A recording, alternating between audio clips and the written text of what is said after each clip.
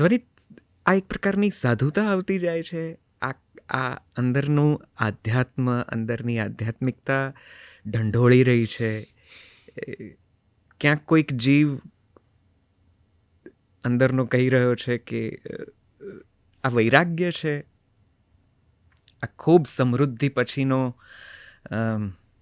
ખાલીપો છે, ખૂબ સફળતા પછીની રિક્તતા છે, અને એનું વૈરાગ્ય છે. હવે આ દિશા કઈ તરફ તમને લઈ જઈ રહી છે? કારણ કે ઘણી બધી એવી વાતો છે જે કદાચ મોટે ભાગે અમે ક્યાંક વ્યાસપીઠ ઉપર સાંભળી છે, કોઈકના કેસરિયા વાઘામાં લપેટાયેલી સાંભળી છે, કોઈકની કથામાં કદાચ સાંભળી છે, યા તો કોઈ સ્પિરિચ્યુઅલ ગુરુ કે મોટિવેશનલ સ્પીકર અને હીલરના રીલ્સમાં કે વિડીયોઝમાં સાંભળી છે, ને એમ કહે છે કે હમ રાસ્તા ભટક ગયે હૈ. આ કઈ સાધુતાનો દોર છે? કઈ રીતે જુઓ છો પોતાને અત્યારે? તો હું એને આવી કોઈ રીતે જોતો નથી.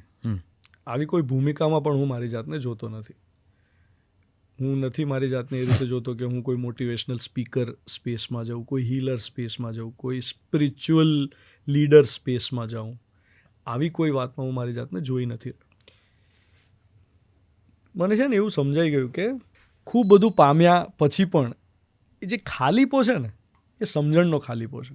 કે આ બધું પામી તો લીધું છે, પણ એમાં સમજણ છે ખરી? આ જેટલું પણ પામ્યો અત્યાર સુધીમાં, એ દરેકની હેસિયત મને ખબર પડી ગઈ. એટલે મને સમજાઈ ગયું કે આ આટલું જ, એમ આનાથી વધારે આની કોઈ ક્ષમતા નથી, આનાથી વધારે આ મને તૃપ્ત કરી શકે એમ નથી. ખરી તૃપ્તિ એ સંબંધોમાં છે. ખરી તૃપ્તિ એ સંબંધને ઓળખવામાં અને એની અંદર જે મૂલ્ય છુપાયેલું છે ને, એનો નિર્વાહ કરવામાં છે. હવે એ કેવી રીતે કરવું? આપણે સંબંધોમાં જીવતા નથી, ખાલી નામ આપેલા છે. ખરા અર્થમાં જોઈએ તો આપણે સંબંધોમાં પૂરેપૂરું જીવી નથી શકતા, અને એને કારણે આપણી જે પણ સંબંધમાં અતૃપ્તિ હોય છે ને, એ અતૃપ્તિ આપણા બાકીના જીવનમાં રિફ્લેક્ટ થાય છે. એટલે હું એક બિઝનેસમેન તરીકે ગમે એટલો સફળ હોઉં, હું એક રેડિયો જોકી તરીકે ગમે એટલો સફળ હોઉં, હું એક અભિનેતા ગાયક તરીકે ગમે એટલો સફળ હોઉં, પણ જો હું અંગત સંબંધમાં અતૃપ્ત હોઈશ ને, તો મને કાંઈ ચેન નહીં પડે. પછી એ બાકી બધું એ આ જે ખાલીપો છે ને, એને પૂરવા માટેના રસ્તા હશે. કે અહીંયા સંતોષ નથી એટલા માટે પછી બહાર કોઈને કોઈ રીતે. તો છેલ્લા થોડા સમયમાં મને એવું સમજાયું નહીં સર, કે આ જે ખાલીપો છે એને પૂરવા માટેની જે સમજણ છે, એ જો સમજણ આવી જાય, મારું જે કોન્શિયસનેસ છે એ જો ડેવલપ થઈ જાય. અત્યાર સુધી હું જે એનિમલ કોન્શિયસનેસથી જીવ્યો, જેમાં માત્ર મારી વૃત્તિ કંઈક ભોગવી લેવાની હતી, કંઈક પામી લેવાની હતી, કંઈક લાભ લઈ લેવો, એવી વૃત્તિ હતી. એ કોન્શિયસનેસ જો શિફ્ટ થાય અને ખરેખર હ્યુમન કોન્શિયસનેસ જેવી હોવી જોઈએ, હ્યુમન કોન્શિયસનેસ એક્ઝેક્ટલી શું છે એ જો મને ક્લિયર થઈ જાય, જો મને સમજાઈ જાય, અને એ પ્રમાણે જો મારું આચરણ થઈ જાય, તો કેટલી તૃપ્તિ હોય. પછી ક્યાં અવકાશ છે? મતલબ આપણે ગોલમાલ જેવી ફિલ્મ જોઈએ તો એમાં આપણને ખબર પડે કે એક જુઠ્ઠું બોલ્યા પછી બીજું જુઠ્ઠું, પછી ત્રીજું જુઠ્ઠું, પછી ચોથું જુઠ્ઠું, પછી એક જૂઠનો સહારો, કેટલી લાંબી ચેન રિએક્શન ચાલે. ને છેવટે કોઈ જૂઠથી કંટાળી જાય કે મારે આ નથી જોઈતું, અને હું આવો છું, અને હું એડમિટ કરું છું કે હું આવો છું. આ મેં એક પ્રતીક તરીકે અત્યારે યુઝ કર્યું આ વાતને સમજાવવા માટે. હકીકતમાં આપણે આપણી લાઈફમાં જોઈશું તો આપણે આવું જ કરી રહ્યા છે. આ બધાનો એક ભાર, એનો એક થાક બધાને ભેગો થાય છે. પછી એની સાથે શું કરવું એ સમજાતું નથી, અને આ બાજુનો ખાલીપો ભરાતો નથી. આ બધું તો ભેગું કરી લીધું. અરે ભાઈ, કરીએ જશું, ખૂબ બધા પૈસા ભેગા કરશું, બરાબર, ખૂબ બધા પૈસા ભેગા કરીને કરીશું. સુવિધા અને સંગ્રહ, આ બે જ વસ્તુ. એના પછીનું એક લેવલ છે સુવિધા અને સંગ્રહ મારી પાસે થઈ ગયા તો એનો ભોગ અને અતિભોગ, એની કોઈ તૃપ્તિ છે? 700 કરોડ લોકો છે દુનિયામાં. 700 કરોડ લોકોના ભોગ અતિભોગની કોઈ તૃપ્તિનો કોઈ પોઈન્ટ છે? મંગળ પર રહેવા જતો રહું, ત્યાં તૃપ્ત થઈ જઈશ? આખો ટાપુ મારો હોય, આખો દેશ મારો હોય, એટલી જમીન ભેગી કરી લો. આપણે નાના હતા ને ત્યારે ટોલ્સ્ટોયની એક સ્ટોરી છે ને, દૂરદર્શન પર એની એક પેલી વાર્તા આવી હતી કે એક માણસે કીધું કે તું દોડ સૂર્યાસ્ત સુધી, અને પછી બધી જમીન ભેગી જેટલી થાય એટલી તારી, અને પછી પેલો છેવટે કોલેપ્સ થઈ ગયો દોડતા દોડતા. બહુ ભેગી કરી પછી પહોંચી ના શક્યો પાછો, અને કોલેપ્સ થઈ ગયો. તો મળી કેટલી જમીન? કબર જેટલી.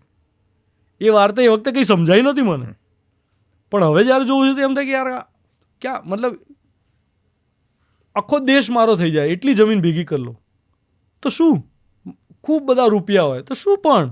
અને આ કોઈ મોટિવેશનલ સ્પેસવાળી વાત નથી કરી, હું મારી અંદરની વાત કરી રહ્યો છું. રાઈટ. હું પેલા કોઈ એ that's not how I am putting this. એમ હું સમજી શકું છું. શું થાય એમ, શું સિદ્ધ થઈ જાય? છેવટે એક બેસાડાની જાહેર ખબરમાં સમય જવાનું છે. પણ આટલી તો પ્લીઝ તો આ ખાલીપો પૂરાય કેવી રીતે? તો જીવવાનું શું છે પછી? જેને હું હ્યુમન કોન્શિયસનેસ તરીકે જોઉં છું એ છે શું? અને એ આચરણમાં મૂકી શકાય એમ છે કે પછી હું આમ બોલું કંઈ ને કરું કંઈ? અત્યારે જેટલા પણ લોકો આપણને જોઈ રહ્યા છે અને આ વાત સાંભળી રહ્યા છે, એ આવનારી 1-2 મિનિટમાં પોતાની અંદર ચેક કરે કે હું જે બોલું છું એવું જ કરું છું, હું જેવું વિચારું છું એવું જ બોલું છું, હું જેવું વિચારું છું એવું જ કરું છું, હું જે બોલું છું, વિચારું છું અને કરું છું એમાં કોઈ એક સૂત્રતા છે, હાર્મની છે, કે મારી અંદર કંઈક કેલ્ક્યુલેશન્સ ચાલે છે, બહાર કંઈક જુદું પ્રસ્તુત કરું છું અને કોન્સ્ટન્ટ કોન્ફ્લિક્ટમાં છું આ બેના. મારી અંદર કંઈક ચાલ્યા જ કરે છે જે બહાર કરતાં કંઈક જુદું છે. હું બહાર તો કંઈક જુદી રીતે પ્રસ્તુત થઉં છું પણ અંદર કેલ્ક્યુલેશન્સ ચાલે છે ઇનસિક્યોરિટીઝના આધારે, અને હું બોલું છું કંઈક ત્રીજું છે એમ. એટલે મારા વાણી વર્તન વ્યવહારમાં કોઈ સામંજસ્યતા છે કે નહીં? જો એમાં જ નહીં હોય તો હું કોન્ફ્લિક્ટમાં છું. જો હું કોન્ફ્લિક્ટમાં હોઉં તો હું સુખી કેવી રીતે હોઉં? કોન્સ્ટન્ટ આવો કોન્ફ્લિક્ટ હું તો ના જીવી શકું ભાઈ. તો મેં છેલ્લા થોડા સમયમાં નક્કી કર્યું કે આની પહેલાં એવું ઘણું કર્યું મેં કે મારા બોલવામાં અને અભિવ્યક્ત થવામાં ગેપ છે, મારા વિચારોમાં અને મારા બોલવામાં ગેપ છે. આવું પહેલાં મેં કરી લીધું પણ હવે નથી કરવું. મેં એવું નક્કી કર્યું કે મતલબ અહીંથી બહાર નીકળું અને માન લો કે એક ઘટનાના ભાગરૂપે મને કંઈ થઈ જાય છે અને આ મારો અંતિમ સમય છે, તો મને અંદરથી એક સંતોષ હોવો જોઈએ ને કે ભાઈ હું જેવું વિચારું છું એવું જ બોલું છું ને એવું જ કર્યો ને એવું જીવ્યો, ખોટું નથી જીવ્યો. રાઈટ. કે બોલું કંઈ ને કરું કંઈ. ઓકે, કદાચ હવે આ ચર્ચા તો એવી છે કે આમાં હું કંઈક બીજી જગ્યાએ પણ જઈને મને એમ થાય કે હું કેટલું બધું પૂછું, પણ કદાચ આટલી બધી સંવેદનાઓ જાગવાનું એક કારણ એવું છે કે તમે તમારા ભાગની તૃપ્તિ, સમૃદ્ધિના ભાગરૂપે કે સફળતાના છે જ નહીં, જેને સફળતાના પરિણામે આવેલી સમૃદ્ધિના ભાગરૂપે એ સમૃદ્ધિ નથી. એને સમૃદ્ધિ કઈ રીતે કહી શકાય? એટલે આવી ગયા પછીનું જ્યારે હું જ ભોગવ્યા કરું એને સમૃદ્ધિ ના કહેવાય. સમૃદ્ધિ તો એ છે કે મારી આવશ્યકતાઓ પૂરી થઈ જાય અને એના પછી હું વેચી શકું તો હું સમૃદ્ધ થયો. ભાઈ બહુ જાડો સવાલ. તો આ બધું મેળવી લીધા પછી આ જ્ઞાન, બધા એવું જ કહે કે આ બધું મેળવી લીધા પછી જ્ઞાન થાય, તો એના માટે પ્રયત્ન એ કરવાનો છે, મને એવું લાગે છે કે આ મેળવ્યા પછી, જેને આપણે ખાલી જગ્યા પછીનું ડાપણ ના કહીએ, હે ને? બરાબર.